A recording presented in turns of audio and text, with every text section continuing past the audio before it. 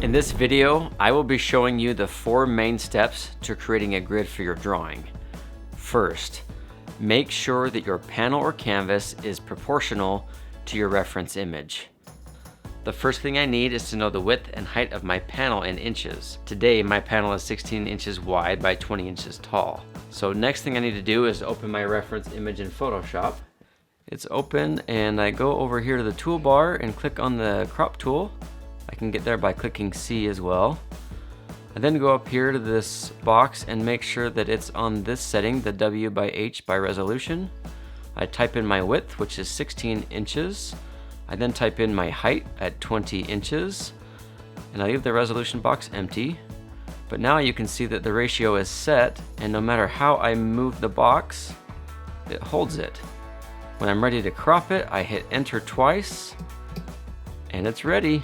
Second, divide each side of your canvas or panel as well as your reference into quarters. The way to divide my reference image into quarters in Photoshop is, first I need to go up to the View tab, and I go down to Rulers, which makes the rulers on the top and the side visible. I then click and drag from the ruler, and here I'm actually placing it right in the center, and it actually snaps right in, right there. And I'll do the same thing from the top. Go down to the 10 and it'll snap right in. Now I'm going to divide these other sections in half. So I'm going to go from the top first, and I'll go down to the 5, put that in place, and then I will go down to the 15, and I'll do the same from the side. We'll start over at the 4, got that half ready, and the 12, and now you can see we've got all the quarters set. So now I need to divide my panel into quarters so that I can match the grid lines on my reference image.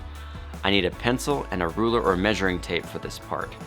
I'm going to complete one side at a time, and I can just put my marks in the same places as they show on my reference image. My reference image shows the lines at 4 inches, 8 inches, and 12 inches, so I put my marks at the 4, 8, and 12. On the long side, the marks are on the 5, 10, and 15, so I put them to there. I repeat the process for the remaining sides, and we're ready to move on. Step 3. Now I need to connect my quarter marks with vertical and horizontal lines. I will do a quick double check to be sure that the lengths are matching, so my lines are as close to perfect as possible. The marks are right on, so with my straight edge in place, I draw in my lines. Step number 4. Add additional grid lines. It is important at this point to look at my reference image and recognize the parts that are the most complex and the most important to the success of the painting. Looking at this bison portrait, the eye and the immediate area surrounding it, the nose and mouth, as well as the horn, are going to be the parts that I will need the most precision and accuracy.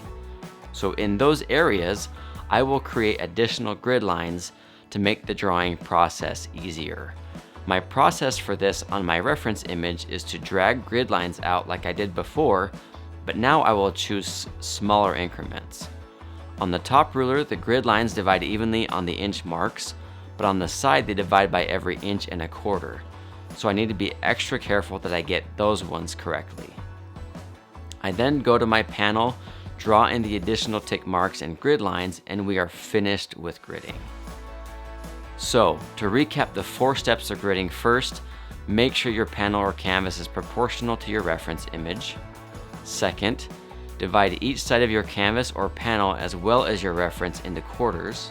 Third, draw in your grid lines, ensuring that they are straight and evenly placed. Fourth, utilize additional grid lines for areas of complexity to achieve greater precision.